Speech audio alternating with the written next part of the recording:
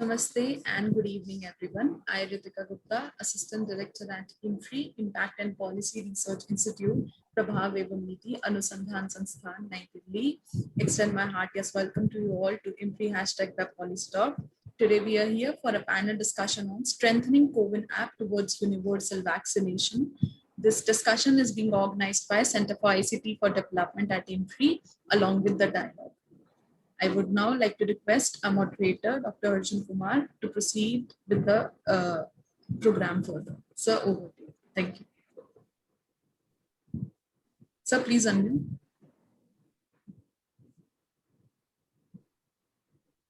Sir, please unmute.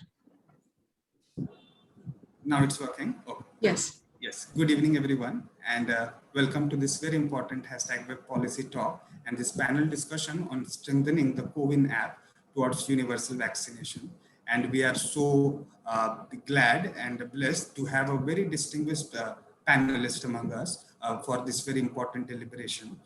So let me start with Dr. Ram Sharma sir, who is CEO of National Health Authority, NHA, and also overlooks into National Digital Health Mission, our flagship mission, which our Prime Minister has released and announced last year in the Ministry of Health and Family Welfare. We are also joined by Shri Abhishek Singh Ji, who is an IAS and President and CEO of National E-Governance Division, NEGD, of Ministry of Electronics, IT, and also CEO of Digital India and MyGov, all the technical platforms, and he spearheads. I would say that since we all know that private sector hubs and a lot of things happen, so would it have been US or China or other places, sir would have been billionaire, but sir has been serving for so many years to our country. Really commendable. Welcome, sir. We also have John Shantosh, sir, who is entrepreneur and a technocrat and at Bangalore, and sir also work with the government and big data and all the analytical frameworks. We are also joined by Shri Amit Dubey, sir, who is founder of India Future Foundation, National Cyber Security, and he's also National Cyber Security expert. We'll also be joined by Surbhi Agarwal, ma'am, who is Senior Assistant Editor at the Economic Times. And this session will also be co-moderated by Kazim Rizvi, who is founder director at The Dialogue. And this event is co-organized by IMPRI and The Dialogue. With that, I would invite Kazim to also welcome everyone. After that, we can have a short presentation by our team. Kazim, over to you.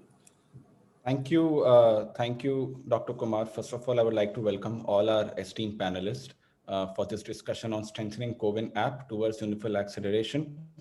We have seen that India, under the leadership of Honorable Prime Minister Narendra Modi, has led the largest vaccination program in the world. And towards this, we are extremely thankful to have amongst us CEO of National Health Authority of India, Shri Dr. R.S. Sharma sir. And we also have the CEO of MyGov, Abhishek Singh sir, to talk to us about the success and the way the program has been initiated over the last few months. We've also seen that India has administered 25.16 crore CoWIN registration, and we have done 21.83 crores total vaccination. And this is growing over the last few days, and it's continuously growing in the coming days. And this largest vaccination drive wouldn't have been possible without the role of technology in terms of bringing in people to register through the medium, but also to make sure that the system works near flawlessly in terms of providing the right kind of services to the people. Obviously, as technology is developing and things are improving, there are certain challenges, and I think the government has been very proactive in meeting those and listening and understanding how to keep improving the system. And we are extremely grateful, sir, to have amongst us today Dr. R.S. Sharma to talk to us about the success of this program, and also to sort of tell us how they are now going to evolve the program. What are the new features which the CoWIN registration program will be bringing in? We are listening that private parties might be allowed to register for the vaccination drive. We've also seen with MyGov and led under the leadership of Abhishek Singh sir that a lot of important work has been done around integrating technology. And the role of technology has been very important in terms of administering not just vaccination drive, but also making it fast and effective, which has played a very key role in countering the spread of the second wave. And now we are seeing that we are getting control of the second wave, which has been done to a significant extent. The success of controlling the second wave lies in the way the government of India has effectively used technology and been able to deploy it on the ground across different cities, rural parts of the country, urban part of the country, and to be able to do it through the Aadhaar ID, and also to be able to sort of deliver it on the ground with so many volunteers, health workers participating in this drive has been nothing short of phenomenal success. And we are really thankful to you, sir, for being here. And I'd like to now give to Dr. R.S. Sharma to give his keynote. We will also present a short presentation so that everything is also there. So Amit sir has also joined. Welcome, Amit sir. So our team has prepared a snapshot of what the state of affairs and how COVID, so that everyone has enriching deliberation. And Kashish and Chavi will make the presentation. Chavi, are you ready? Yes, sir. Kashish, ready? Yes, sir. Kashish, over to you. Thank you, sir. Namaste and good evening, everyone. I am Kashish Babbar, a researcher at IMPRI, pursuing my undergraduate studies from LSR in Delhi University. We have gathered here today for a panel discussion on strengthening the CoWIN app towards universal vaccination.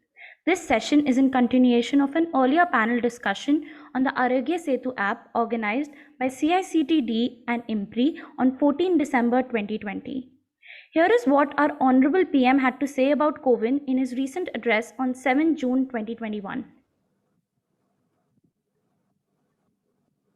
हमने जो technology platform बनाया है कोविन, उसकी भी पूरी दुनिया में चर्चा हो रही है। अनेक देशों ने भारत के इस प्लेटफॉर्म को इस्तेमाल करने में रुचि भी दिखाई। हम सब देख रहे हैं कि वैक्सीन की एक डोज कितनी महत्वपूर्ण है। हर डोज से एक जिंदगी जुड़ी हुई है।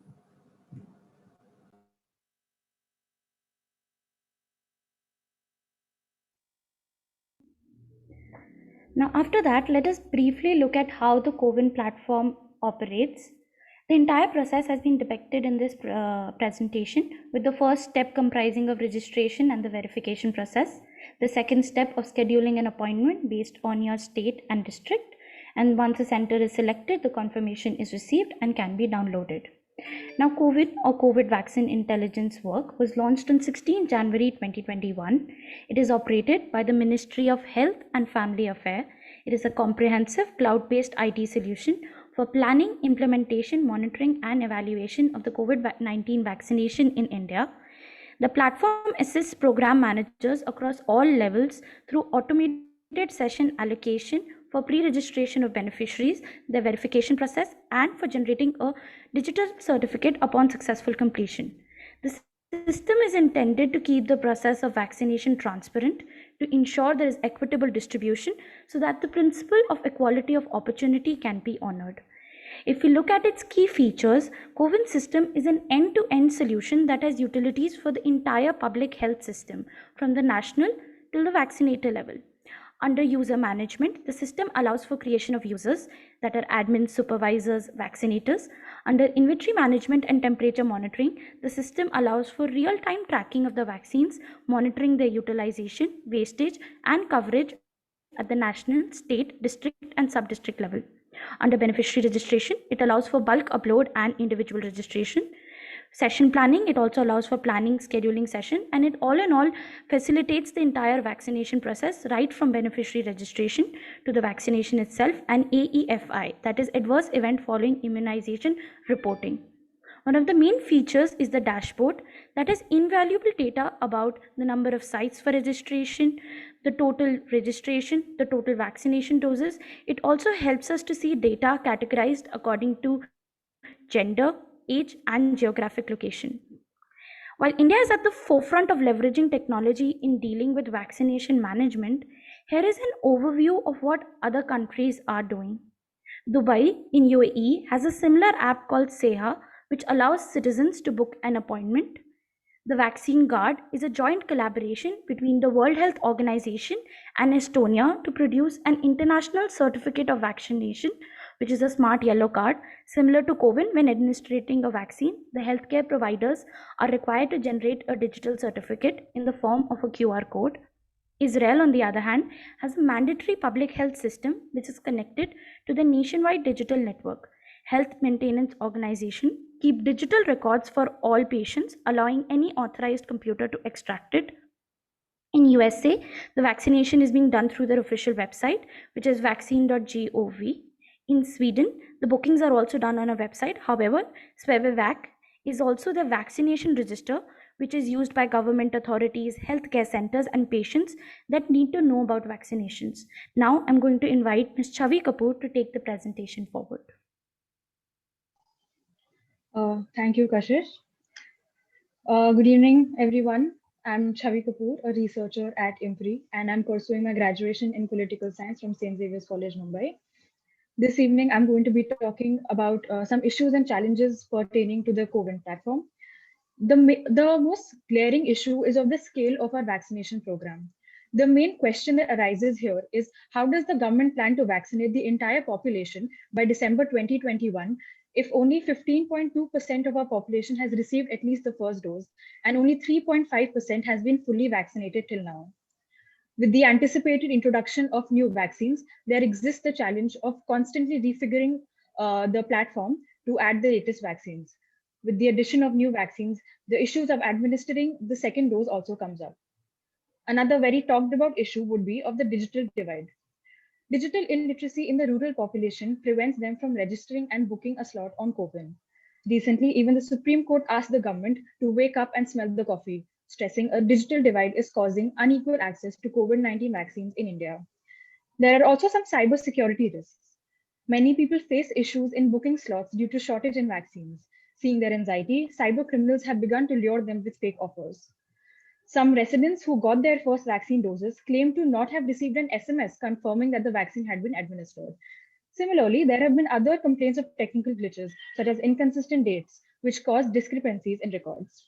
The duplication of accounts is also a concern. Some people create another account using a different mobile number and/or identification, since one can use multiple documents for registration. So, some get their first dose on one account and the second one on another account. But the portal does not recognize that as the second dose, and thus, such people end up with two first dose certificates. The lack of regulation for safeguarding sensitive information is an issue that many citizens are concerned about. There are questions regarding information regulation and the collection of personal data. The government has acknowledged these fallacies, and steps have been taken recently to address some of the aforementioned concerns. On-site registration has been enabled. Recently, the ministry announced that anyone over the age of 18 can directly go to their nearest vaccination center where on-site registration is available and get the dose. The toll-free number is operational. People can call on the helpline 1075 and book their COVID vaccine slot. The CoWIN portal is now available in multiple regional languages, as can be seen in the image.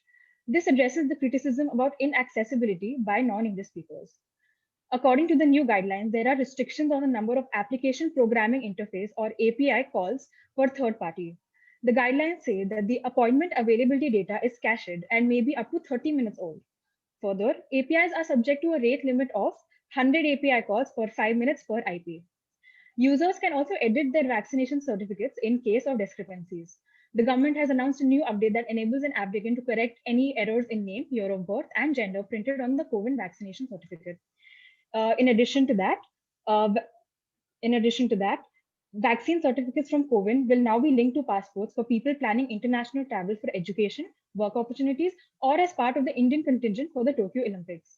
We look forward to our distinguished panelists shed light upon how the government plans on vaccinating 1.5 billion people with both doses, how existing functionalities can be expanded, and how on-site registration and common service centers can be strengthened. Information can be disseminated to every pocket of our country, and how the data from CoWIN can help achieve the National Digital Health Mission, and also discuss India's potential to help and enable other countries with our technical know-hows, for example, CoWIN and MOSIP, that stands for Modular Open Source Identity Platform. We pray for the good health of all Indians and hope to defeat COVID-19 together as a nation. We also hope for a future where India achieves universal vaccination. I would now like to invite Dr. Arjun Kumar to take this presentation ahead. Thank you. Thank you, Chavi and Kashish. So with this new platform and technology we really have now the opportunity towards digital hashtag New India, what our Prime Minister has been envisaging for India 2047. And the new COVID vaccination data, which we have been able, and also the Arogya Setu, it also lays foundation for a new digital India. As we all know, because of this pandemic, the census 2021 has been postponed in the history. But how we can use this new data towards the National Digital Health Mission and to have health and prosperity to every Indian. So we look very much forward to listening from our distinguished panelists today. And with that, Chavi, you can stop the share. Yes. With that, I would like to invite Dr. Sharma to share his remarks and also enlighten us with his views. Sir, over to you. Dr. Sharma. Okay. Well, thank you very much, Dr. Arjun Kumar, and good afternoon to you all, my friends. Abhishek, and of course, you have Amit Dubeji, Kazim Rizvi, John Santoshi, and many of my other friends in the audience.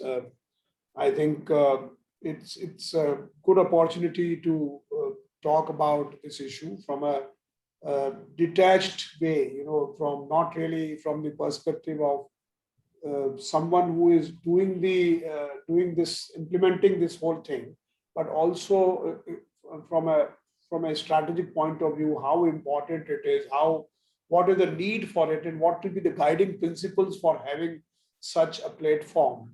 I think these are some of the important questions which we need to deliberate on, and it's a great opportunity provided by INFRI India for for deliberating this. One is that I would also like to put before you broadly what is the need for such a platform, and what are the characteristics which you require for putting a platform of this nature, and what should be its essential attributes and how it should be operated. One is that I want to give a suggestion that you have titled your seminar or webinar, whatever you call it, as the COVID app. Now, there's nothing called COVID app actually, and therefore it's a COVID platform. That should be the appropriate title, because we are not creating any app. In fact, if you talk of app, there are front-end apps for the people, and these are certainly Umang and Arogya Setu as of now. But I think there will be multiple apps going forward, because there are a number of entities who have actually requested us to provide an API access, which we will be doing. But essentially, the discussion here should be on the COVID platform. In fact, somebody asked me a question, your COVID app has got 1.8 ranking on the the Apple Play, whatever Play Store or Google Play Store. What do you have to say? And I had to respond to him saying that, look, friend, there is nothing called COVID app. So I think what you are looking for is something different. Now, one is, why do we need a digital infrastructure? Why can't we have a normal, everybody goes, vaccines are there, people go and, they just have their vaccination done. Now, that I can give you just one example to basically tell you why we need it. And I don't think I need to give long explanations. Some time back, we had the crisis in the oxygen cylinders and of course, remdesivir. And you imagine the chaos which ensued in the country. So basically, everybody was searching everywhere else, and we were creating the WhatsApp groups, and, people were trying to help. There were many people who were trying to help, but there were many people who were also trying to exploit the situation. People were selling cylinders in 15,000 rupees, 20,000 rupees. Remdesivirs were sold. Remdesivirs, absolutely hoax or nakli remdesivirs were being put in the market. So we had a huge, kind of confusion. Now, if imagine, there are, let's say, vaccines which we opened on 1st of May for 18 to 44, and the number of vaccinations which were being done at that point in time around 1st of May and initial period of May was about 3 lakhs per day. And the people who registered on CoWIN platform was about 6 crores. Now imagine that means 6 crores, there are people who want to have 6 crore people who want to have the vaccine, and the availability is 3 lakhs. What would have happened if there was no digital system? What would have happened if, people do talk about the digital divide and all that stuff. But then let us not forget that digital divide, we should really not say that we should abandon digital system in order to bring everybody equal. Digital divide, addressing digital divide should be to basically make the digital systems inclusive, not really abandon the digital systems altogether.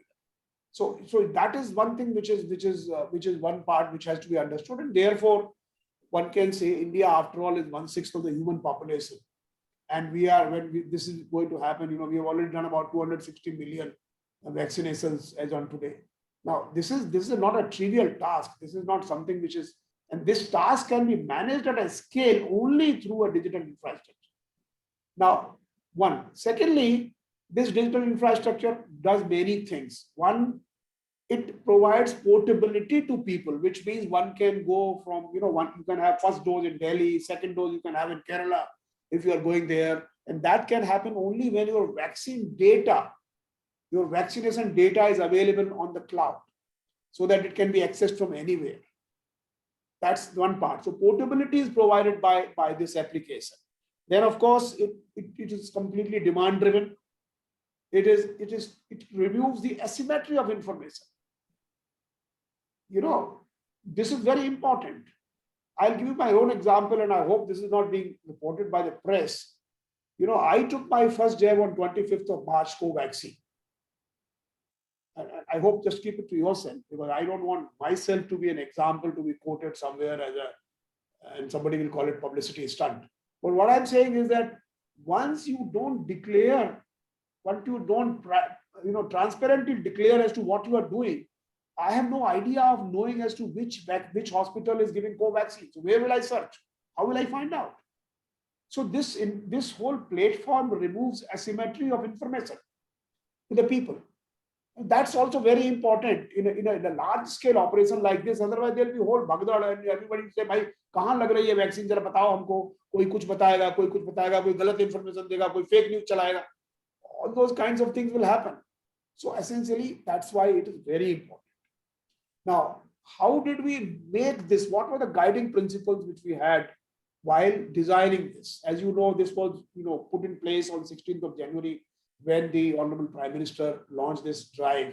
And we did not really have much time before that in designing and developing the application. We had to put together whatever we had at that point in time. And subsequently, we actually made it extensible and made it open based on open APIs and stuff like that. So we did it later.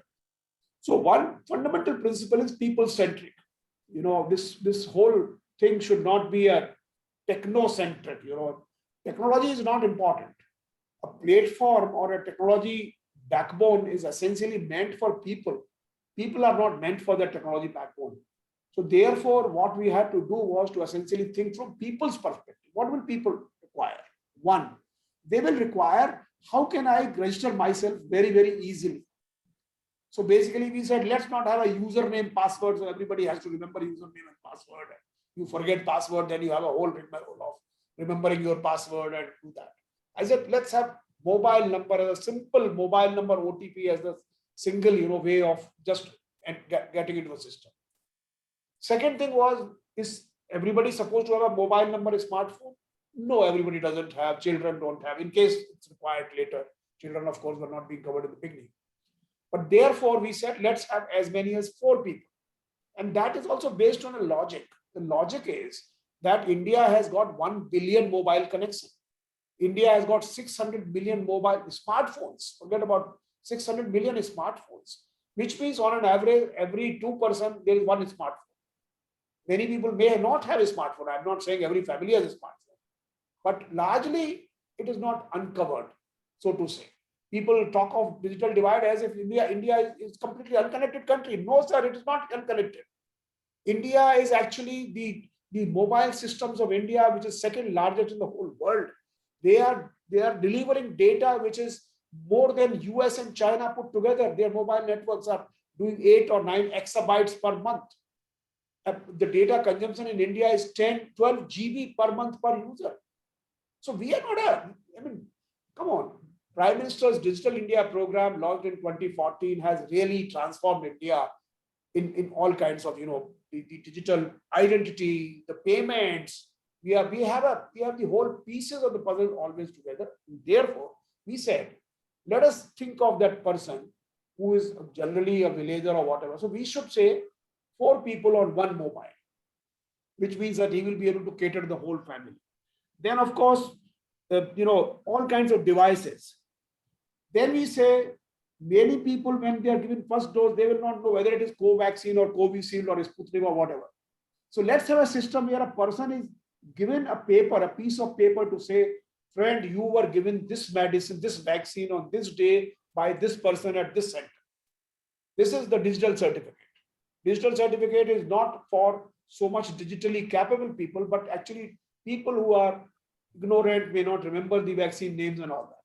So that the system remembers you that yes, you got this vaccine on that day, and therefore it will give you that vaccine only. When you go on platform and search, it will only show you those kinds of things which those kinds of centers which were actually given, the first vaccine was given. So this is also very important. Then of course we have a situation where it's scalable. It has to scale. Many software systems, scale for 1 lakh, 2 lakh, 5 lakhs. Now we are thinking of 1 billion plus. So therefore the system has to scale. It has to keep account of each person. When I put in my mobile number, yesterday somebody was saying that if you want your second dose, let's give the first dose certificate. And it took me half a minute to get my certificate because I just logged in using my mobile number and everything was there. First dose has been given on this date, and you download a certificate. So this is what should be available. It should be inclusive, which means it should not depend that you should only use technology to register and only then you will get vaccination. For your kind information, 80% of the vaccination in India have taken place through what is called walk-ins, which means you just don't have to register. See, registration and appointment is only one part of the system. There are 4 parts. One is registration of the individuals and getting booking. Another part is hospital onboarding, where they publish their vacancies and schedule. Third part is essentially vaccinators module, where vaccinator do your identity verification and then vaccinate you, and of course upload that information immediately. And the 4th part is digital certificate delivery. So this first part you don't need to do necessarily. You don't need to register. You can just go to the center and if there are vacancies available, go ahead and get yourself vaccinated. So it's inclusive. And of course, regional languages. For example, we have put together all 12, of course, in terms of languages, actually there are 3 fields only: name, age, gender. Now you translate them into 12 languages. So, or whatever languages number of. So basically that, otherwise nobody is going to enter data into Telugu or Hindi, because entering that into, typically everybody uses Roman script. So basically we have made it very inclusive and minimal data.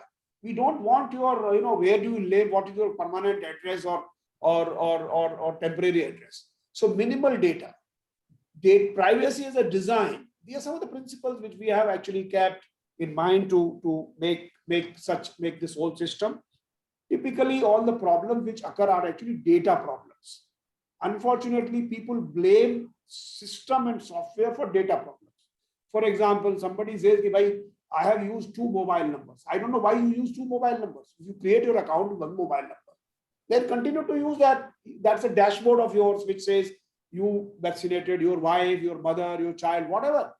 So it's a 4 people's dashboard. You should continue using with that mobile number. I don't know why did you have to use the second mobile number? And second mobile number, when it is used, then you say, why did the system not recognize me that I'm the same guy who had used the other mobile number? Okay, now that system's problem. But suppose I used 1 mobile number with my Aadhaar, right? And created an account. Somebody else mischievously used another mobile number, put in my Aadhaar number and my detail and got a certificate. Now what I do? You did not get the second certificate. You are not the person, the second person. he got the certificate, he got the vaccination done. And now you will say, "Bhai, I have not done my second vaccination. How the hell did you put the certificate?" So essentially, it's very easy for people to say that you should deduplicate me. It's not my job to deduplicate you. And how can I deduplicate you?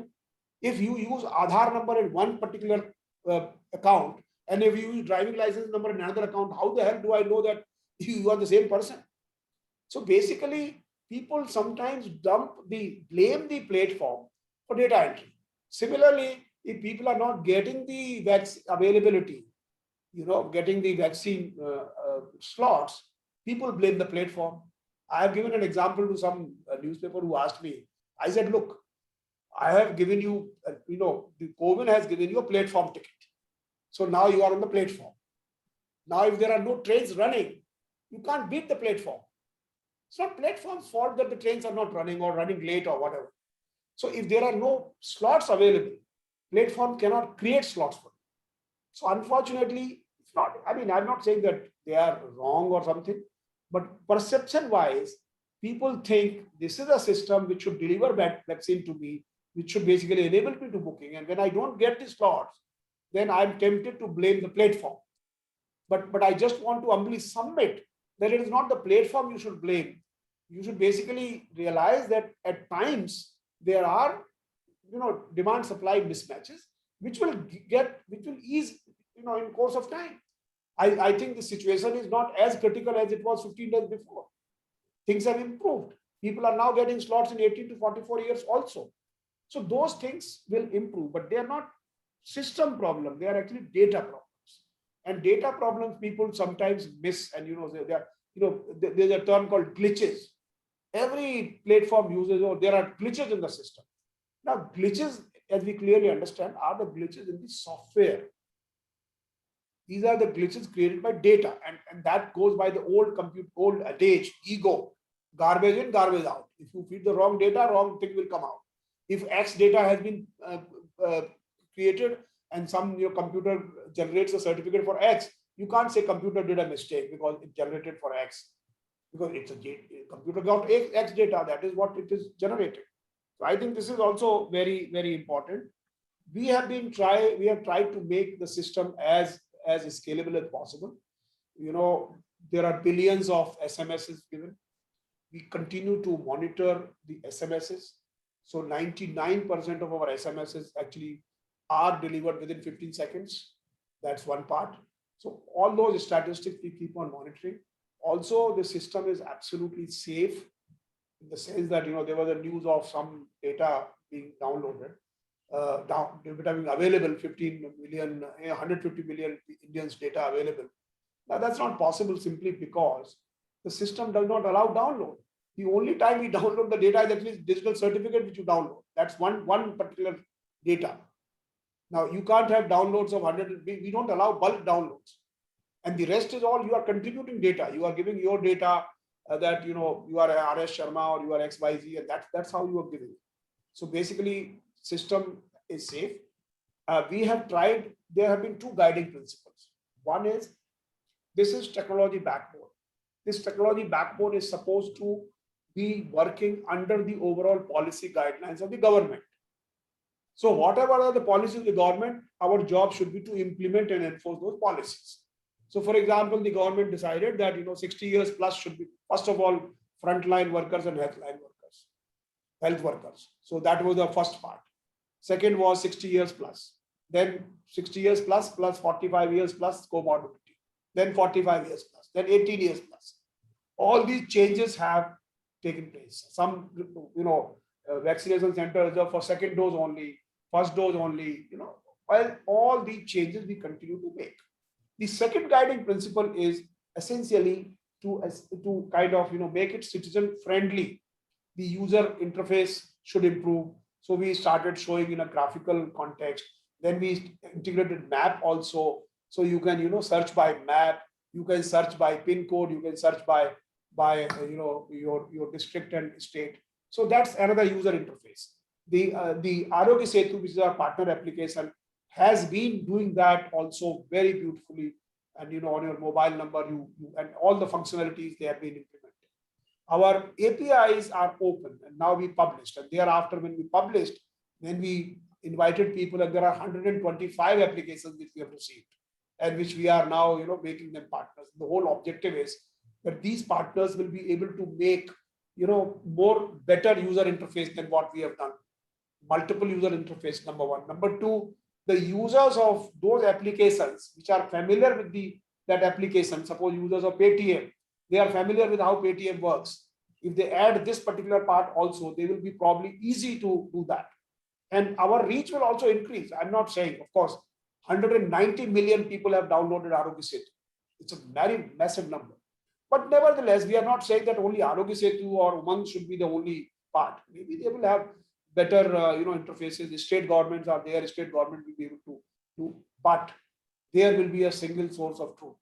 Like you make reservations in airlines, whether you do it through Make My Trip or whether you do through Travelocity. Whenever you make a booking, the booking gets reflected on the airlines database. So similarly, it will not happen that people are making bookings and that they are separate. No, every time a booking is made, it comes to COVID database and that booking, that vacancy is filled, so that other people who are looking for the same hospital, they don't get an inconsistent view. They don't get a vacancy which doesn't exist. So these are some of the overarching principles which we have created. I think I've taken 15 minutes, 16 minutes. Thank you very much. I'll be very happy to answer any questions. Thank you. So without any further ado, let me invite Abhishek sir to give his views and remarks. Abhishek sir, over to you. Thank you. In fact, after having listened to Dr. R.S. Sharma sir, with regard to COVID, there is hardly anything to be added there, because he has been the brain behind not only COVID, but almost all Digital India initiatives that we use in any activity that we do, whether it's Aadhaar, or whether it's UPI, whether it's DigiLocker, whether it's Umang. There is a footprint of R.S. Sharma sir on all such initiatives. And wherever we can think of any scalable system, the one person we look forward to learning from is sir. And when we talk of scalable and robust systems, what we have learned from him is, especially in designing such systems, is that what becomes the most important part is how do we architect it, and how do we ensure that a system is designed to take the load that may arise. And in fact, the same was proved in COVID also, because as we all know, we have been talking about this COVID vaccination and the eWin platform for almost a year now.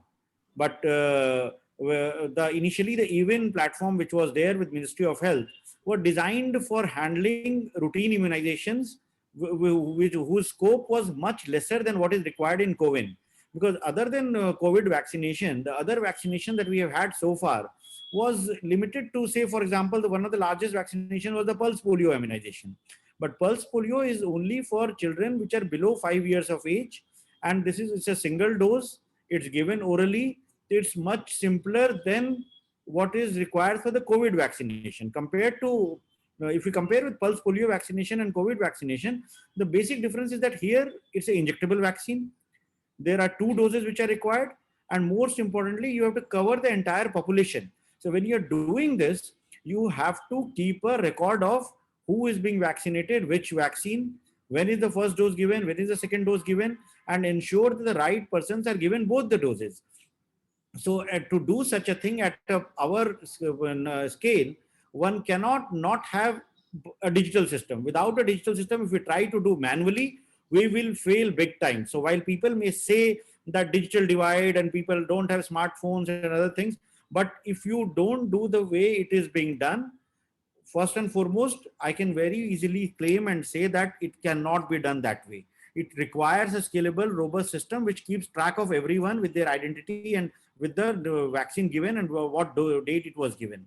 Having said that, the other problem comes to is that, like when we have decided that yes, we'll design a digital system, then we have to also think that how do we address the concerns that people may have with regard to digital inclusion and people not being internet savvy or not having connectivity at various places.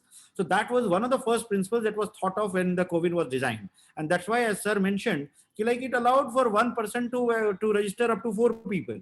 It allowed for multiple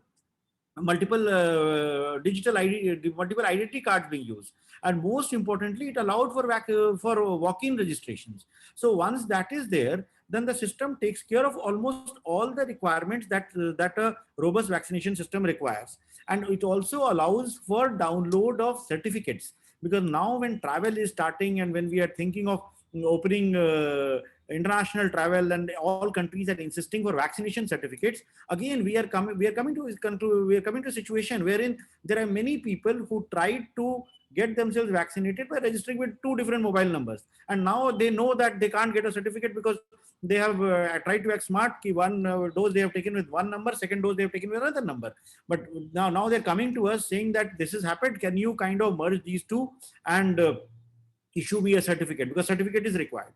So if you did not have a digital kind of system, if you did not have digital authentication, issuing paper certificates, we would, in the country that we have, would have all kinds of certificates, whether without vaccination, with vaccination, without vaccination, people would have got all kinds of certificates, and it would lead to a total chaos, and no country would have recognized that system, and it would have led to a lot of anarchy, lot of chaos. So all these problems the COVID is solving. The only issue because of which some people have expressed concern over COVID is not because of any issue with the digital platform. It's primarily because of availability of vaccines, and availability of vaccine is something which is a factor of production. And world over, like till 6 months back in November, December, nobody knew that a vaccine will also be there. Once the vaccine has come in, all kinds of questions are being asked. Why did we not have enough vaccines to begin with? But in our country, as we all know, the way the procurement systems work, if any government, the state government or central government would have placed orders for buying vaccines even before their approval, people would have started raising a different kind of issue. So there are some people who raise some issue at any point of time. So within the government, we have to try to ensure that we are able to solve every problem that is there in the most optimal manner, and try to be aware of what other concerns are there. When the system was launched, we all came out, some people started claiming that they were trying to gaming the system by using bots, by running scripts and all. Again, it's not that it was rubbish straight away. The system was audited. We try to see what can we do to ensure that such people who want to act smart, they do not spoil the chances for anyone else, for common Indians. So again, functionalities were built in, tech checks were built in, rate limits were put in to ensure that it works seamlessly, it works easily. And as we gone ahead with the vaccination in the 18 to 44 age group, several suggestions have come in the from state governments with regard to they want to prioritize a particular section of people. So again, those functionalities have been built in. So we must realize that since the launch of the CoWIN portal in the last 6 months, it has been extremely agile. It has been responsive to all the suggestions which has come in. It has evolved over the last 6 months, and I have not come across any such system which has taken so much of load anywhere in the world in such a short time, in such a robust, scalable form. Then there are other issues some people raised about its security, and it's saying that CoWIN data is hacked. Some hackers from God knows where they came out, and they were trying to fool people in getting bitcoins in the name of selling CoWIN data. Again, we did not rubbish it straight away. We did get it checked by the certain, and we tried to ensure that all our security protocols are in place, all policies are in place, and there is no vulnerability left there. Because cyber world is something wherein Amit Dubey is here. He keeps on helping us. He keeps on talking about it. So one cannot be blind to such risks. Those risks exist. But as long as we have robust systems, as long as we are aware of how the system runs, as long as we are constantly looking into various functionalities, we are able to face these challenges. In fact, not many people know that every morning before the vaccinations start, like the frontline health workers and all, they are do great job when they ensure that the vaccinations start on time all across the country. But before that, our techies, the tech team which is working behind the scenes, they wake up much earlier than that, before any vaccination does, and they run through checks on all the systems to ensure that the system functions glitch free. So a lot of effort goes down behind that. And then the vaccinations continue till late in many states. So if there is any patch to be loaded, if there is any improvement to be loaded, there's new functionality to be noted. Somebody mentioned about the presentation that was being made, that correction module has been brought in. Correction module to take care of small hardships, because if people have somehow spelled their name wrongly or spelled their gender wrongly or their date of birth wrongly, they should not suffer for that. So the system, this functionality was brought in. But when a new functionality is brought in, a new patch is loaded, that also requires pushing to the production stage. And all of that is done like midnight, 2 a.m., 3 a.m. in order to ensure that running system is not affected. In fact, R.S. Sharma sir very often tells us, like very often some of the changes that we do is like changing the tires of a moving bus.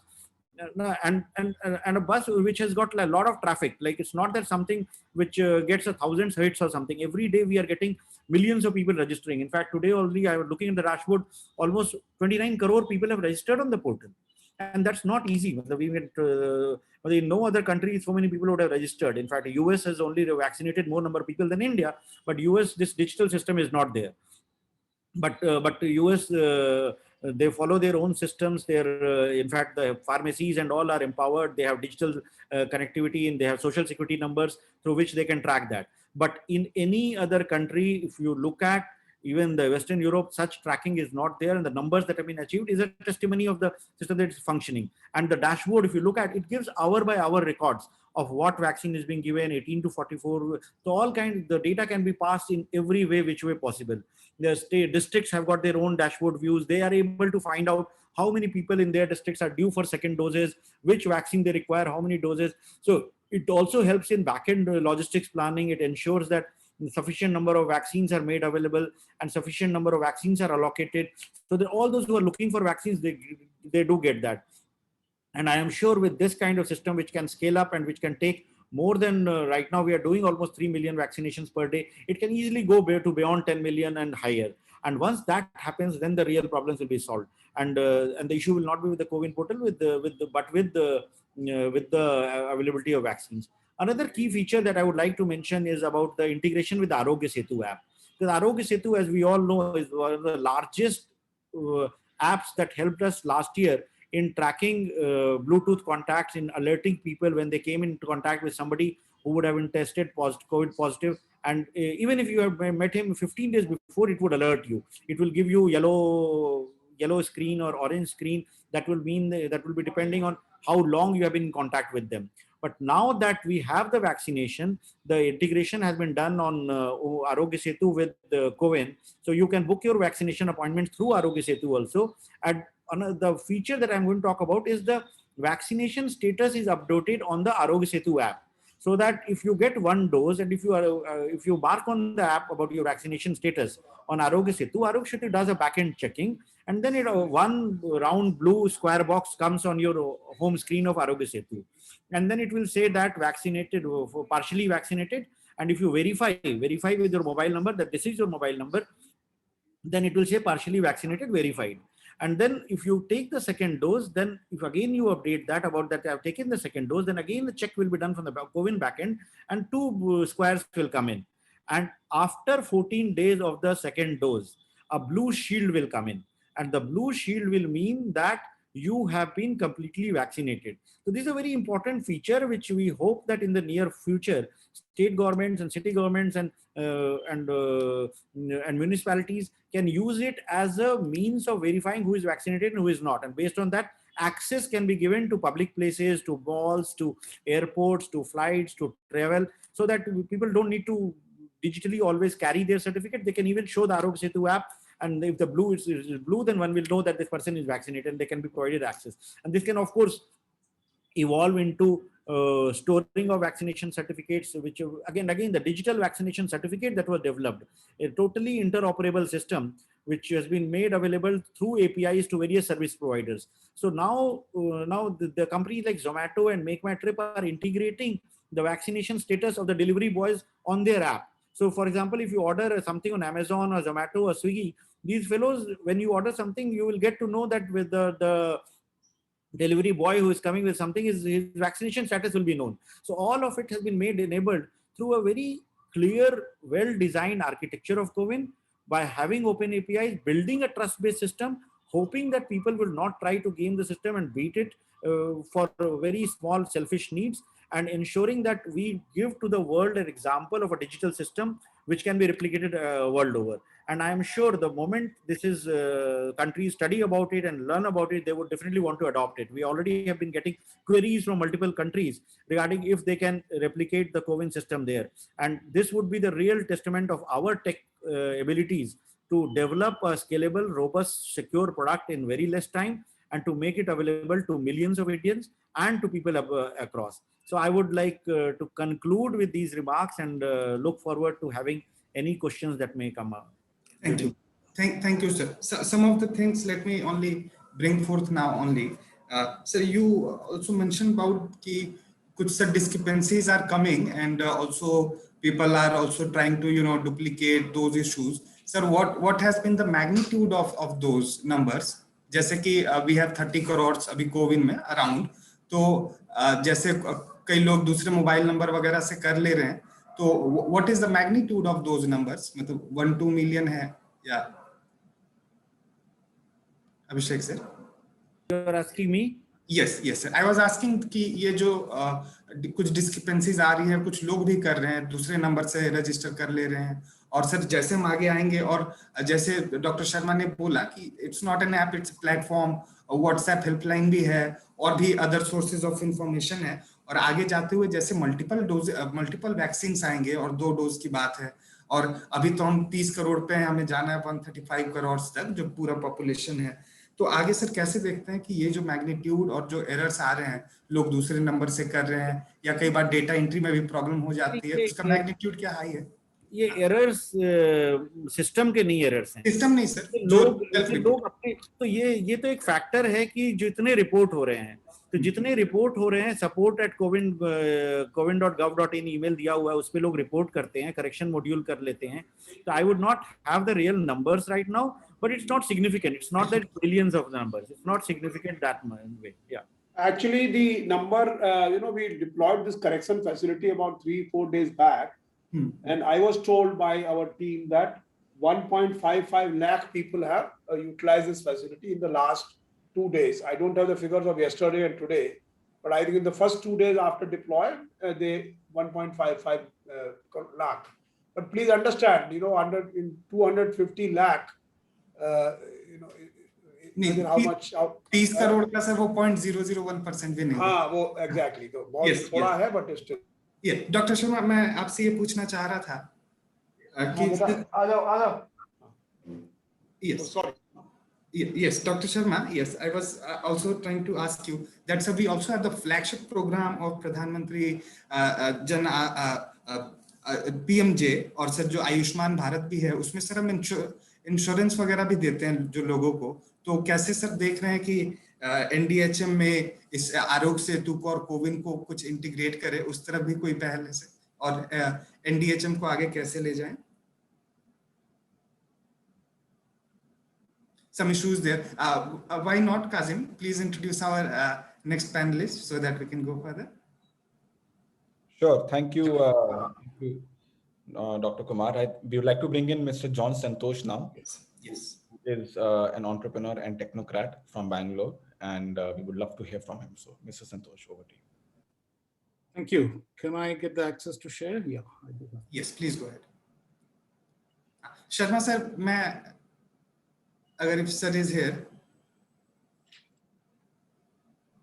I'm here, yes. Yes, sir. I was asking कि जैसे हमारा PM जय है और जो Ayushman Bharat scheme है, उसमें sir हम इंश्योरेंस भी दे रहे हैं, more than 2/3 of the जो poorer section of our population है, flagship scheme. So with the experience of COVID and Aarogya Setu, how do you see कि कैसे हम अपने मोसिप और इसको लेकर नेशनल डिजिटल हेल्थ मिशन में हम किस तरह आगे बढ़ रहे हैं कि आगे थर्ड वेव और इस तरह की चीजों को भी अवॉइड करें? Sir, your thoughts? I thought if we are anyway, I'll give a very short answer because I think Mr. Santosh is going to present. What I'll say is that, look, this is I think these applications, for example, Arogya Setu is now going to become our major front end for national digital health mission. Front end as in for people. So people should be able to see their horizontal health records on Arogya Setu, for example, or people will be able to utilize Arogya Setu for booking their appointments, for booking their. So Arogya Setu is going to become a major application with its very extensive reach. One of the major applications which we are actually proposing in that manner. So similarly, we will have, for example, vaccination data could be one of your first digital health records. Yes. So this is the way it is being proposed. So I think what is going to happen is that all these apparently disconnected efforts, they are going to be woven into a very coherent health service delivery platform. Great. Thank you, sir. John sir, over to you. Thank you. Good afternoon, everybody. So this statement, I'm sure we all will relate to it. No one is safe until everyone is safe. This realization, I think, has come to most of the people in the country today. Now, if you look at a study that was published by BCG yesterday, what it said is two important points I want to quote here to get this conversation going. One is the willingness to vaccinate has gone up tremendously in the month of May compared to what was in March. Now, the point is 63% of the people in the rural towns of India are struggling to get registration in COVID, maybe what the issues could be. Now, I like to bring in 5 suggestions in strengthening the COVID, I won't use the word app, the platform, towards the universal vaccination. To start with, the first one is literacy is the problem in some case. The language we already addressed. How do we, there are people who may not be even able to read, even if it is written in the local language. Is there a possibility to bring in a voice command button close to every field? There are only 3-4 fields, and that'll read out that question. Is it the name, gender, year of birth? And then another button next to it for you to record. People are so used to sending voice messages in WhatsApp. Record it, and the technology has reached a level today that it can auto-convert into text. If not, you can have a central team to look at. We have the BPO services in the country to convert and type it in and get the thing going. Now, what it'll do is it actually transfers the burden from a massive rural network into a central focused sender, a BPO, and this can increase the access. Moving on, next one I like to bring to attention is the SMS bot, the mass awareness campaign. During the demonetization, MeitY got a special approval from TRAI to get a number 14444, which was a two-way SMS channel. It did wonders at the time to educate people on BEAM. So that infrastructure that was available at that time, if it can be reactivated, you can get into an SMS chatbot, which will have an intelligence behind the scene. So this will allow mass education campaigns and awareness programs. At the same time, some call to action.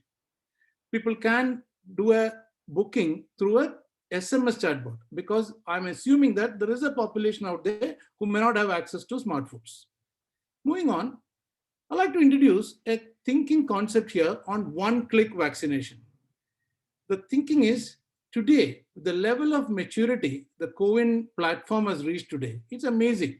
One of the best architectures we can always commend, the scalability, the design, it has evolved to this point in a very fast time. If you look at it, the building blocks, one is the server component of that. Then is the API part of it. And the third one is the front end or what you and me will connect to, which is the app and the web page. If you can reimagine this CoWIN platform without a front end, what would it look like? Now, think about it. In India, a large population of people have Jan Dhan Yojana bank accounts. If the whole starting point is just one touch in that bank account, either through an SMS banking which they will give, or through a voice call to IVR, or even going to the branch and saying, I want to get vaccinated. That one click, what it'll do, it will give the banking system has the information about the customer. That's all the information today CoWIN is asking for getting anybody registered. It gets into CoWIN app, and then CoWIN app has got the intelligence to figure out where is the vaccine available in the locality of the person who has requested for the vaccine. Instead of they booking a slot, how would it be if the system tells you've been allocated a vaccine slot on so-and-so place in the government vaccination center at this locality on so-and-so date at so-and-so time. And if we activate our 144 number, which is a two-way SMS chat, you can even request the person that can you accept this slot in 24 hours time. It's a nudge, and also say this within this 24 hours, if you accept it, it is a free vaccine. Now it's a motivation to say I need to grab my slot. Now, if that happens, the person goes into the vaccination center in the government vaccination center, produce the ID proof that is there in when you open the bank account, verify that, and then execute the vaccine or administer the vaccine. This information goes into the DigiLocker. That system is already in place. CoWIN is interfaced to DigiLocker, And what is more important is the employer network need to know, as the example was taken for Zomato, people need to know whom I'm going to employ, are they vaccinated or not? Now, this is when the vaccine is provided free from a government vaccination center. There could be cases where the request may come from a locality where there is no government vaccination centers, but there is a private vaccination available there. Now, this is where the Lok Kalyan scheme becomes quite interesting. Now, I'm talking everything that is available in the government's Digital India initiative. Now, you can say that if the CoWIN app understands that this person's vaccination has to be done in a private facility, then use the DBT infrastructure of the country, debit the Lok Kalyan scheme, and through the UPI infrastructure, move some 780 rupees into the beneficiary's bank account. Now, we can put a hold functionality on the money. This hold functionality, NPCI has developed for the FASTag system. So that means we have that infrastructure in the country. Now, when the person goes to the private vaccination center, this time the CoWIN app knows that this has been administered by so-and-so private hospital. It can debit the beneficiary's account and credit the private hospital. So if you think about it, all that I've done is one click in my bank account to say, I want to get vaccinated. This wouldn't have been possible a few months back, but now with the platform availability and the sophistication that has come with the API, this could be a possibility. Now, moving on to the fourth suggestion, how feasible will it be to create a one option in CoWIN, the front-end app, for the corporates to create a vaccination camp as an option? It could be a health and vaccination camp because there could be people looking for some post-COVID support. If that is possible, and if that type of spend the corporates are ready to do, if it can be considered as a CSR spend in the Ministry of Corporate Affairs, there is a good possibility that corporates will come forward and put up many camps out there, and this will increase the reach over there. Coming to the fifth suggestion, we have done it in different ways. Can we bring another set of people who are the vaccine warriors? Set of people who are otherwise also out there in the community doing good work. ASHA workers, Anganwadi workers, postmen, LIC agents, volunteers of NGOs and various trust hospitals that work in the grassroots level. Can we bring in an incentivization under the Lok Kalyan scheme? So I was talking to a few people, something around 2 to 3 rupees is what it is to get somebody, to handhold someone to go through this vaccination. If you don't get into that one click possibility, get the person vaccinated. The platform knows who got vaccinated anyway. Then once the person completes the second dose of vaccination, use the DBT infrastructure of the country and then pay that equivalent amount to that person's bank account. It may become a livelihood to people who are ready to do their extra work in localities. You can even plan it in such a way, because there's great, as it was discussed before, there is great information available as dashboards. If you see that the vaccination is not happening in one particular locality, you can then bring the vaccine warriors into that part. So it need not be universal. But these are the 5 suggestions. Thank you for giving me an opportunity to bring the thoughts into this conversation.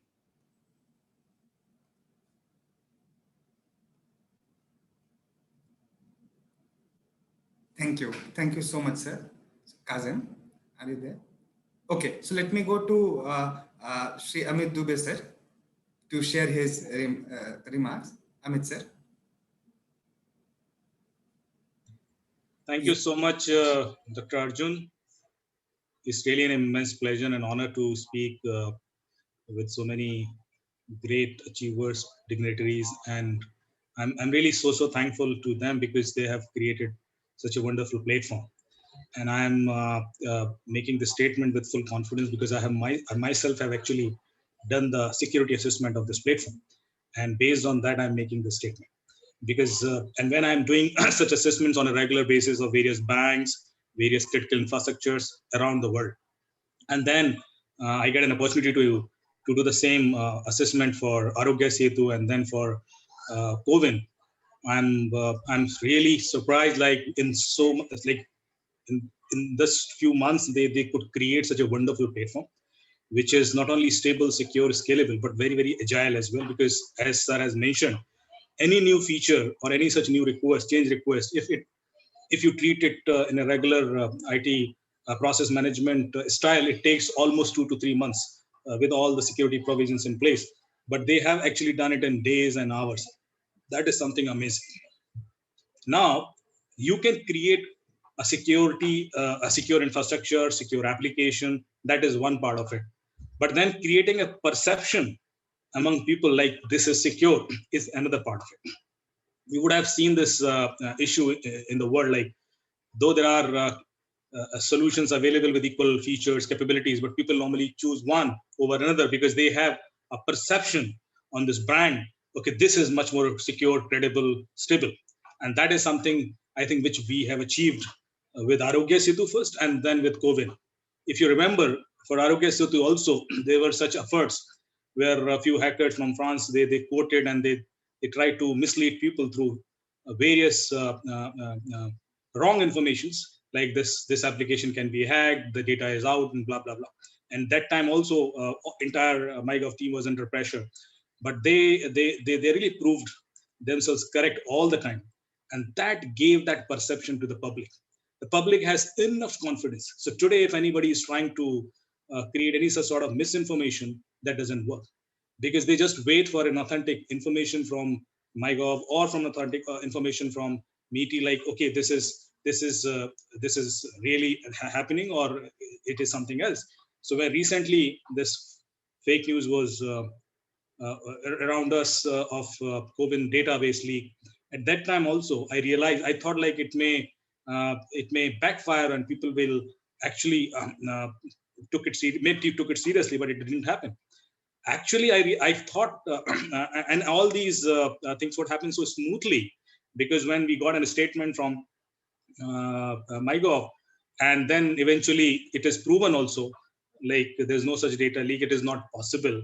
And then I also did another time entire pen testing assessment of the entire application, and we realized no, there's nothing wrong with an application. Now that is something which is which we were working, we were stressed, but then people were very, very confident all the time. When I was discussing with them, with lots of doctors and all these people, they were really confident. They said, no, it can't happen. There is something wrong. And I'm really liking that confidence among people, because otherwise it was the other way around. People were not believing on government apps for security and other such reasons, but now they start believing it. They have so much confidence. So achieving that thing is a great thing. I think even for a private organization to achieve that sort of credibility takes years. So kudos to entire MyGov team for that.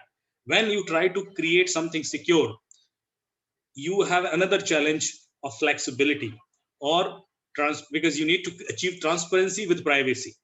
Now, having transparent system where you want to show something, but then private system.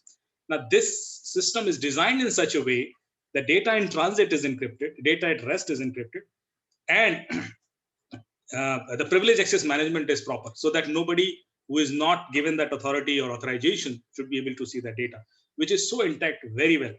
Another challenge that as an hacker we see in such applications, because normally we obfuscate this information at the client level and then we send it to the server, so that the data privacy can be managed and all these data privacy guidelines should be complied. Now here, we are obfuscating this data, we are encrypting this data. When we do this, it creates another challenge. Like somebody can actually put a malware signature, and that would also be obfuscated, and it can reach to the server. So server should have bidirectional checks for all such information. Even though this is simple text information which is obfuscated, it has to be checked every time before it is entered into the database. Now these checks are proper.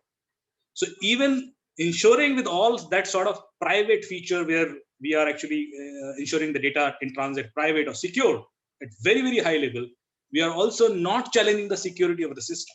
Now, this is something which, and I'm telling you this with full confidence, because in many of these banks and international banks, we have observed such kind of ignorance. But here with this platform, it is a grade A level secure system. And if you scan the system with multiple such security assessment applications, those are available on free. And I did this exercise actually, so that I can quote it here with confidence. Many such banks, they were rated below CoWIN and Arogya Setu. So this is something which is actually not, I'm just saying verbally, it is proven. It is proven with the facts, with all these scans which we did on a regular basis. So I think from security perspective, there is no such issue with an application, and with the learnings of Arogya Setu, it has actually surpassed that level. They have achieved another level of security. The only challenge is having that perception intact for a longer period, because these things are, security is a continuous process. It is not one-time process like we have achieved it here now. It will always be secure. So there'll be new challenges. There'll be new features keep coming, and there'll be new, as Sir has suggested, provisions in an application. Now, because of that, the same focus should be maintained, and we should never allow anybody else to create any doubt on our application and systems. And that is one thing which I wanted to say. Second thing, there will be some vested bodies. They will try to create distrust on it that they have already done. That is another level of effort that we need to put, because people, those are developing it, they are so serious. People who are managing it, they are so serious. But then there are some people, those they do not have anything to do, and they are just creating misinformations around, and they are, so that people will start questioning on the platform and their privacy and many other things, which is actually not true in any case. But then these kind of effort will always be there in continuation. So we should have some monitoring body in place all the time, so that they can take some proactive measures to stop it as early as possible before they could damage any such thing. They can, because these rumors can create panic around. So this is, I think, this should also be a part of the security, because our system is secure, we are good, but there are a few people those are trying to malign it, and we need to work against them as well. So thank you so much for giving me this time, and I could put my point forward. Once again, many thanks, and I think congratulations to the entire team. Those have worked day and night to develop such a wonderful platform. Thank you. Thank you, Amitji. I have a couple of questions from you, and I think the pointers which you laid down were very accurate. Now we are looking at the scalability, and Abhishek ji also sort of spoke about the fact that we are going to scale massively, and I think that's going to be probably the largest in the world, because just the sheer number of people who are using the application, I think it's going to be 3 or 4 times of what the US is doing. So it's probably beyond imagination for a lot of people. So how do we create a system? And we are, of course, evolving the system in the last few months. I think Dr. Sharma also spoke about it. In fact, having used it, I've seen that the vaccine availability and the opportunity to book has improved. But as a cybersecurity expert, where do you see in terms of the next evolution of the platform itself, now that we are giving private partnership, we are bringing in different APIs into this ecosystem. So we are expanding the system to match the scalability requirements. So what are the cybersecurity aspects which are important in those in that manner, so that the government is very well aware and they know, okay, fine, these some other challenges which may encounter in the future, and we need to be ready for those.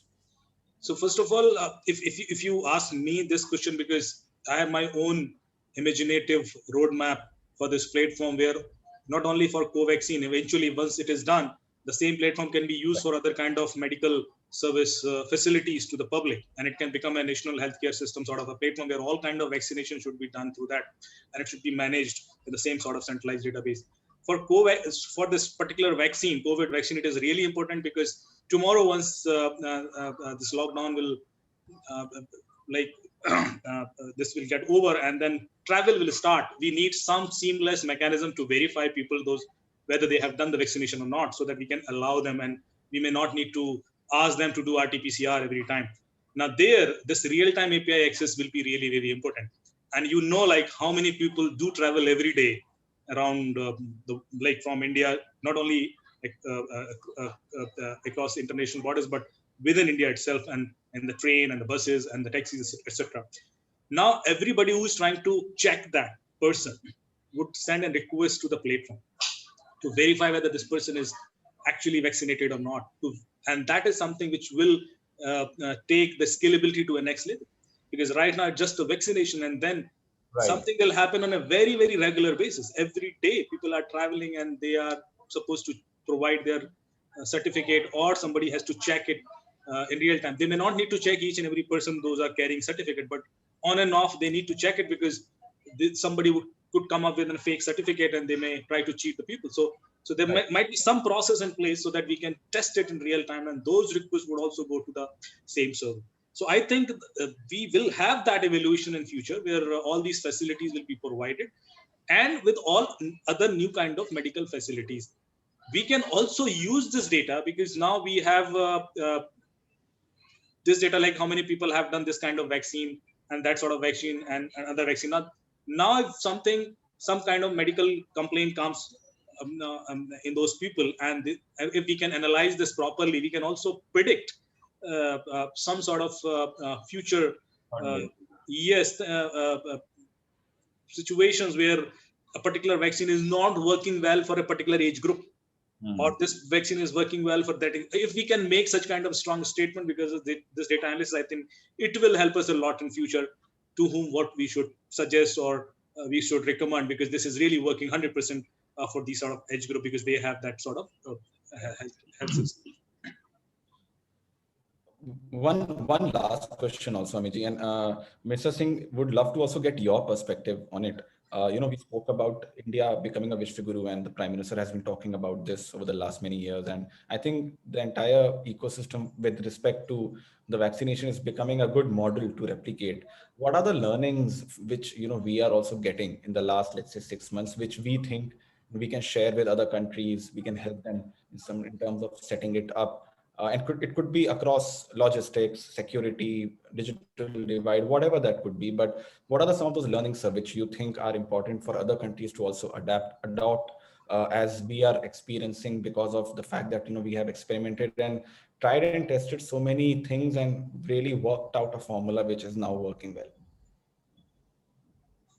Yeah, since been mentioned by almost all the speakers, like CoWIN has proven to be a very robust, scalable, secure platform through which the entire vaccination is being managed in India.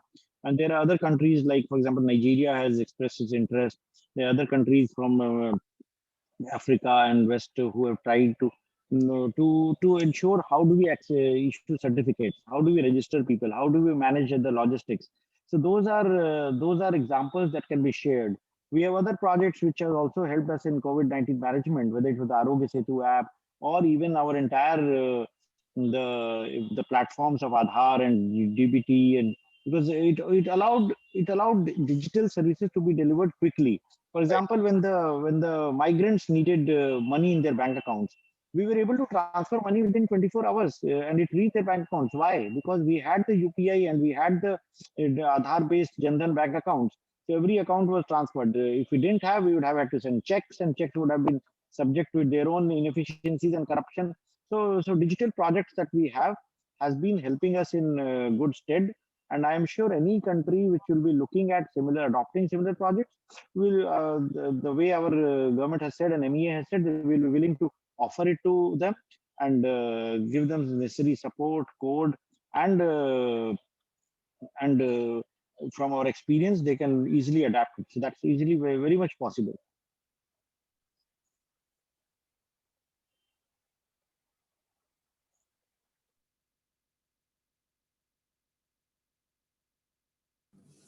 Thank you. Kazim? Yes. Yeah. Thank you. Thank you, Dr. Kumar. Thank you so much. Thank you, Mr. Singh. I think that's very relevant. One more question we have, and Amitji, I think even Mr. Santosh, if sort of we can take it up. When we're looking at a program like vaccination, I think there are so many different tools associated with it, right? You have the vaccine availability on one hand, you have a technology system which works as a centralized database, then you have data being collected and being processed, and then of course you have a backend system which protects the entire infrastructure. The government has been sort of running with so many different and so many different sort of parameters to make sure that it works effectively as the system is going forward. And of course, we've seen in the second wave, Amiji, that suddenly there was a huge requirement of vaccination, right? And that's where the struggle was, that people were struggling with it. In preparing for if there is a third wave, what do you think would be, let's say, the 3 most important technical aspects which we should be aware of? Amiji, आप mute में. I'll briefly answer it, and then probably we can take the comments from Santosh and Abhishek ji as well. See, these kind of, and because we have already seen 2 waves, I think the system is now ready to face any such thing in future, which could come all of a sudden. Because I think second wave was a surprise, and we were not prepared, and even the healthcare system was not ready because of many such new things that we have observed, missing oxygen or medicines, even some sort of special uh, uh, injections, and all these things were like supplying them in time, in real time, to the right place was a big challenge, which is a logistics challenge, actually logistics issue challenge, and that creates lots of issues. Supply you can increase, you can always give this as a request and demand. Now in future, I think because the government is all very well aware about these facts, and they know like what all kind of things could be could come as a surprise in future. For especially for oxygen, I think in Delhi itself we have 27 oxygen plants now in place, and in UP as well. uh, I have seen like lots of private players, even Tech Mahindra has donated 16-7 oxygen plants all over India. So all these players are contributing, and this kind of infrastructure is now coming up. So I think that will not be an issue in future. But you are right, you have rightly mentioned, there can always be a surprise of new kind of medicine, or even vaccine, because the variant is there, and we may face like this variant is not working with this sort of vaccine and all.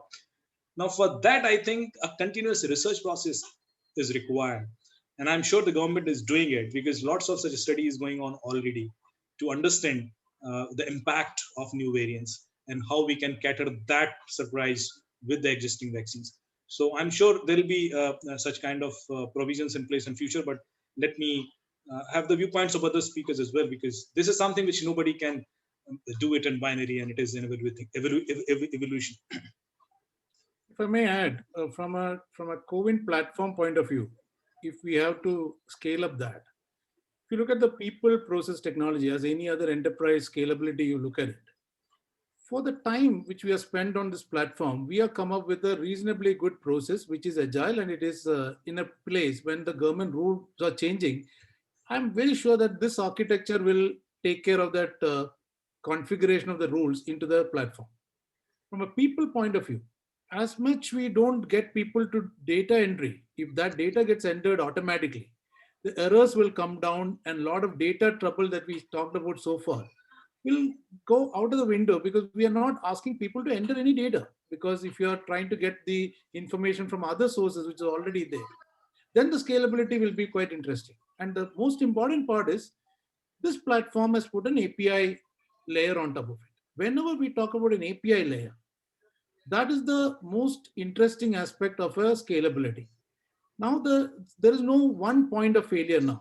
It is distributed. So you don't have to say that every data we need to really do the front end, and you have to make the changes in all the front end apps and all that. For a technology architecture, if you have the APIs, there will be ways to get the data into that API, and it's well structured and well documented. When you reach that point, I don't see a problem in scaling this platform when we have to do that, when there is a lot of vaccination required.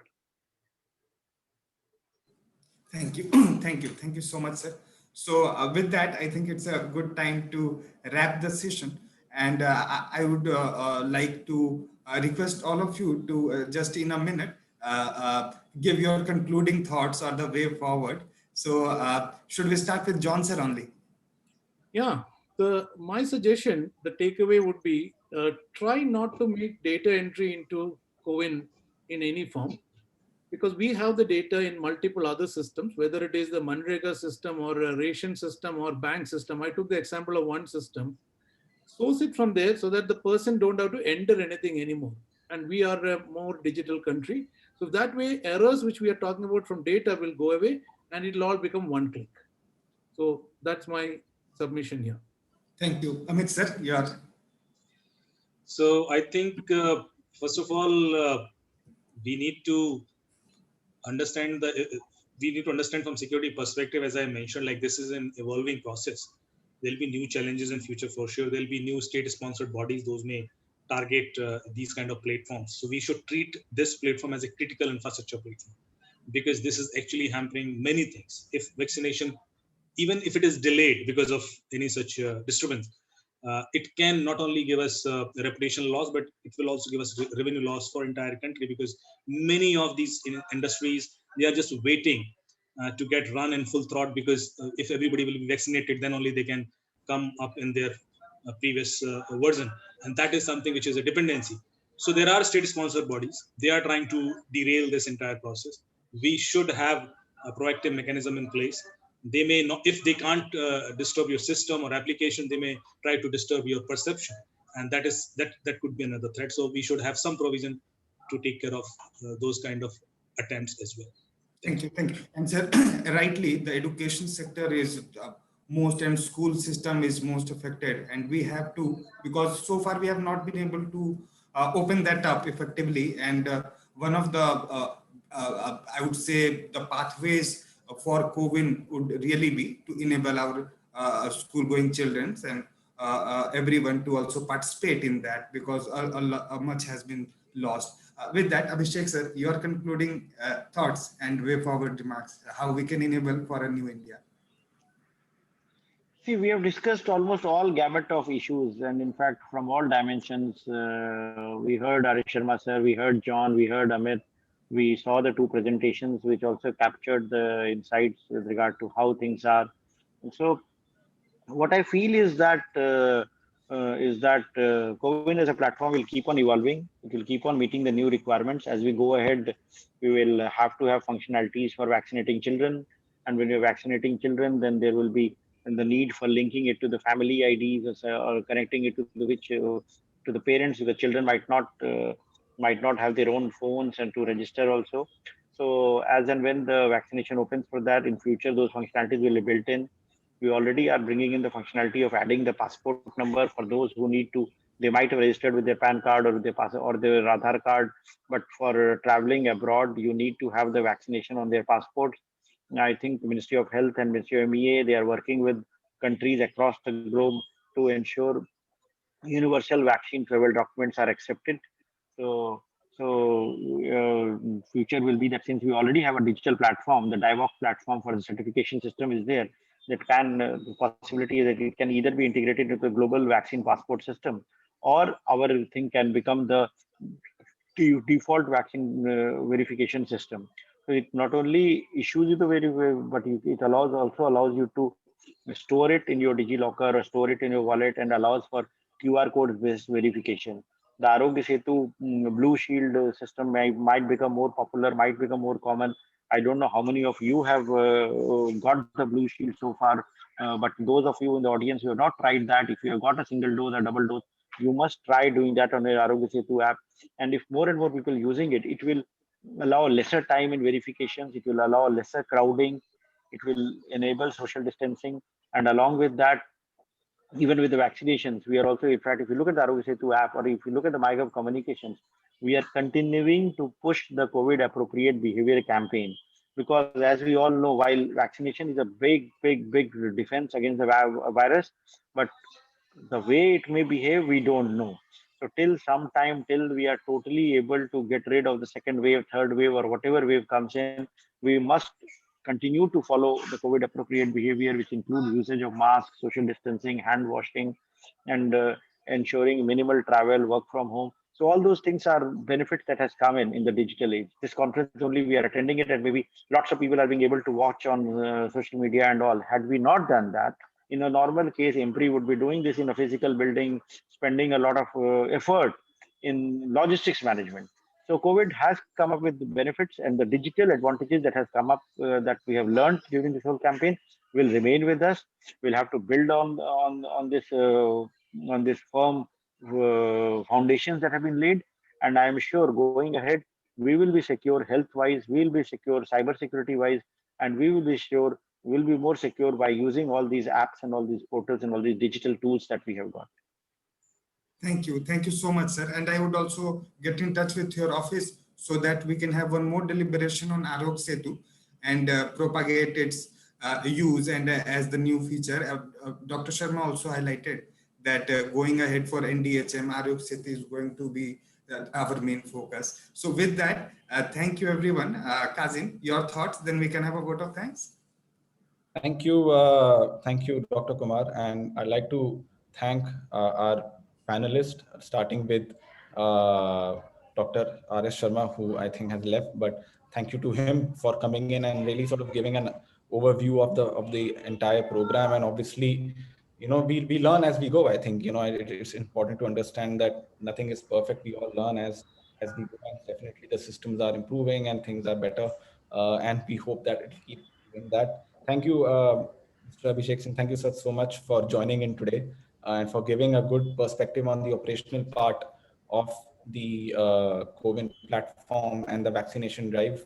Really grateful to you to hear your views, and it's great to sort of, you spoke about masks and COVID appropriate behavior, because despite all the technology and vaccination, I think these couple of things are the most important defense we have, in my opinion, to safeguard ourselves from COVID. So we cannot forget the basics. While we have the privilege of getting the vaccine, and we also have state-of-the-art technology to help us access it within a right time frame, but we must follow the traditional tools which are required. Thank you, Amit Dubey. Once again, always a pleasure to have you at panels and hear from you on the technical aspects. And Mr. John Santoshji, thank you so much for sharing your perspectives and opinions. I'll also like to thank all the audience, all the members who are watching the discussion today. Our objective is to continue to engage and continue to drive discourses which help people understand the various policy aspects, what the government is doing, where we are moving forward, and definitely we've moved a long way in terms of where we were with respect to COVID and also the vaccination program, and we continue to do that. And Abhishek sir, we'll continue to be in touch. We'll love to share some views with you, with some thoughts with you, and happy to really support and help in whatever way possible to sort of keep working and keep improving and making it the best system in the world, which India can offer to other countries, and the learnings and the expertise which India has to be offered to other countries. I think that's a great hallmark of Atmanirbhar Bharat, which the Prime Minister has been talking about. And this is something which we have made in India vaccines, our own technology. I think that's something we are all proud of. And we hope that in the future also, we continue to keep demonstrating leadership, global leadership, as we have done in this. So thank you, Dr. Kumar, and thank you to all of our panelists.